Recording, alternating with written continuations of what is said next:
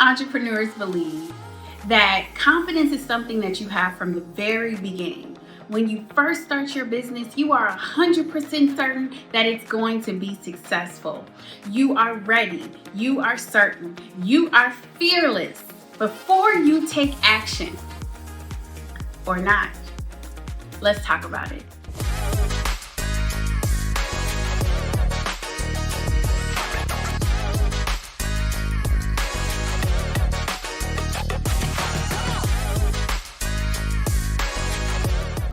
Hi, my name is Yvette, and I am the founder of Happen to Life Co-work, an early stage co-working space that will offer workspace, childcare, food, and fitness in Atlanta, Georgia, returning the gift of time to its members.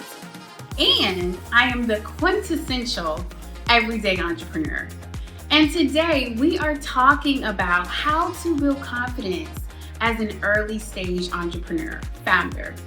And so I would love to talk about 3 steps that can help us to build, develop confidence as we put ourselves out there in front of the world and build something that oftentimes only we can see in the beginning.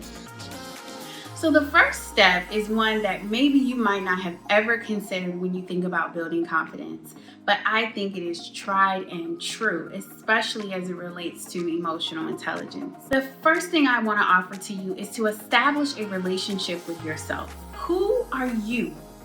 What are your strengths? What are your weaknesses? What are your values? What are the things that are important to you? What is the reason that you are building this business? The more you know about yourself, who you are, what you bring to the table, your gifts, your highs, your lows, all of your unique experiences that make you one of a kind, who you are, you have an opportunity to show up already more solid, more stable, more clear as an entrepreneur, because confidence truly comes from within.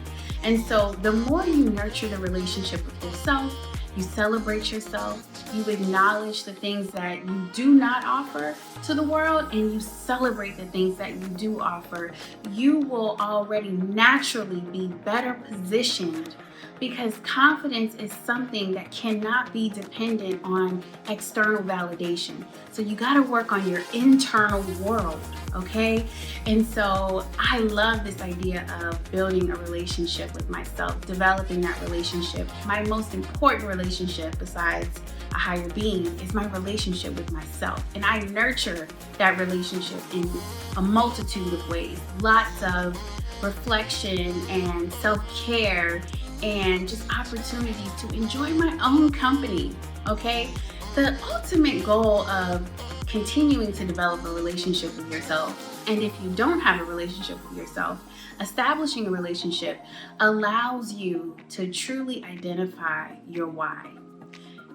You see the why behind me? Your why. So why are you building this business? What value do you want to bring to the world? What solution are you offering? How can you help people? If you want to start a business because you want to make money, you probably need to get to know yourself better, because it's so much work and it takes time. But if you're nurturing that relationship, you can get to your why. You can get to a why that resonates for others. So the first step is to develop a relationship with yourself. And if you have one, nurture that relationship. It's the most important relationship you'll ever have. The second step is to plan and then take action. I think that oftentimes a lot of entrepreneurial advice is just do it, right? JDI, as me and my husband used to say. But the tricky thing about that is that sometimes you need a plan. Actually, oftentimes you need a plan. You need strategy. You need vision. You need to be able to understand where you're going, even though the direction will change and ebb and flow, because that's how entrepreneurship works. You need a starting place and a path to be on. So plan and then take action. When you have that plan, your confidence is going to be there because you have some guide, some type of guidepost that tells you what direction to go. And so you're not just winging it. You have an understanding, you have a context, you have a foundation to stand on. Plan and then take action. okay? Learn from your successes, learn from your challenges, learn from all the things, the mistakes that you have made, and then refine your plan, okay? Plan and take action. The third step and final step is to ask for feedback early and often. I love the way that sounds. Ask for feedback early and often. And what that means is that we should not be guessing as entrepreneurs. There are so many founders that are established, successful serial entrepreneurs that have started multiple businesses that can give us information, help us to understand the market, what our customers need. Their lessons learned is even just a great question to ask. So ask for feedback from trusted people.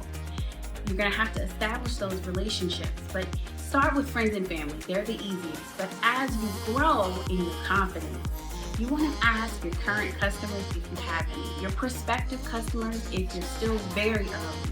You wanna ask trusted advisors, ask people in your network, ask anyone who will listen. Invite feedback on your product, your service, your idea, your approach as often as possible. Ask for feedback early and often.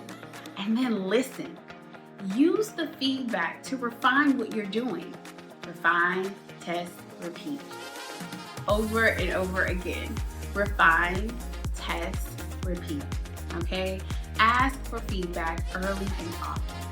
And as you gain feedback, as you refine it, as you see people's excitement about what you're building, that confidence will just continue to grow.